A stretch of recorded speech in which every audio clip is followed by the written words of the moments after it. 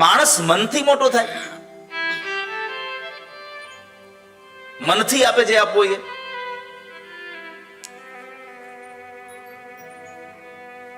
અને એમાં નંદ બાબાએ આપ સૌએ કથાઓને સાંભળી છે કે નંદ બાબાએ ભગવાનના પ્રાગટ્ય ઉત્સવે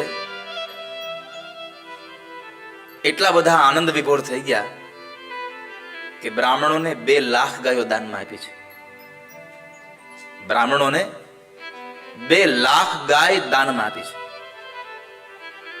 અને ઈ જેવી તેવી નહીં હો, દૂધ દેતી બંધ થઈ જાય ને હવે બ્રાહ્મણને આપી દો એમ ન હોય.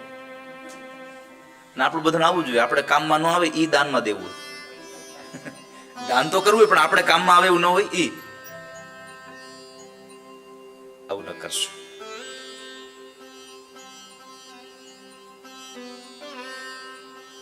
જે પણ આપીએ, મેં હંમેશા કથાઓમાં કહ્યું છે કે તમને દાન દેવાની ઈચ્છા થાય ને તો બહુ જાજુ ન આપો તો કઈ નહીં, ઓછું આપો, પણ જે આપો એ એટલું શ્રેષ્ઠ આપો કે જેને આપ્યું છે એ જ્યારે વાપરે, જ્યારે એનો ઉપયોગ કરે ત્યારે એવો પેટ ભરીને એને વાપરીને એનો આનંદ મેળવે કે એના અંતરમાંથી આશીર્વાદ નીકળીને એ આશીર્વાદ તમને મળે. જે દેવું છે એ સારું દો.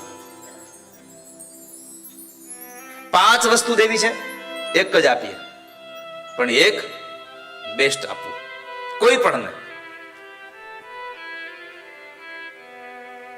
તો નંદ બાબાએ સૌને 2 લાખ ગાયો દાનમાં આપી છે. પોતાનો ખજાનો ખુલ્લો મૂકીને કીધું કે જેને જે જોતું હોય તે લઈ જાઓ. અને એ વખતે કહેવાતું હશે જેટલું જોતું એટલું લઈ જાવે. અત્યારે નો કહેવાય. અત્યારે તમે ન કહી શકો જેને જેટલું જોતું એટલું લઈ જાવ. પહેલાના સમયમાં લોકોને સંતોષ હતો, જેટલું જોતું હોય એટલું જ લેતા. અને હવે પડ્યું હશે કામ આવશે કે ઉપાડો.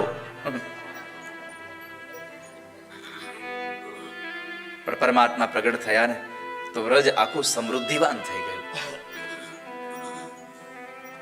અને નંદ બાબાના આંગણે સૌએ આનંદ કર્યો. બીજાને આનંદ આપે ને એનું નામ છે નંદ. પોતાની જિંદગીનો યશ બીજાને આપી દે એ યશોદા છે.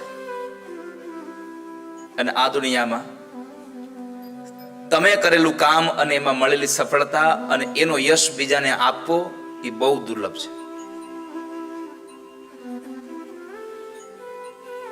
બીજાને આપી દેવું બહુ અઘરું છે. તો નંદ અને યશોદાના ઘરે ખૂબ આનંદ થયો. પછી ભગવાન મહાદેવજી દ્વાદશના દિવસે દર્શન કરવા આવેલા અને ચતુર્દશી એટલે કે છઠ્ઠી આવી ભગવાનની. ભગવાન મહાદેવ દર્શન કરવા ગયા ને બારસ, આજે પણ આમ બારસ છે સમજો તમે. ગઈકાલે એકાદશી ગઈ, આજે બારસ. તો જેમ ભગવાન મહાદેવ દ્વાદશ દિવસે દર્શન કરવા ગયા હતા એમાં આપણને પણ કહે છે કે તમારે પણ પરમાત્મા દર્શન કરવા જોઈએ.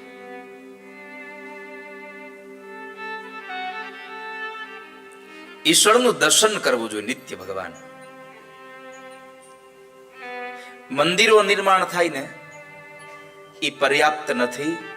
મંદિરમાં જવા વાળા લોકો નિર્માણ થાય એ બહુ અગત્યનું છે. તમે બહુ મોટા મંદિર બનાવી નાખો પણ મંદિરમાં જવા વાળો વર્ગ જ ન હોય તો મંદિરની શું કિંમત થશે મને કહો. કદાચ આજે પણ સમજો તમે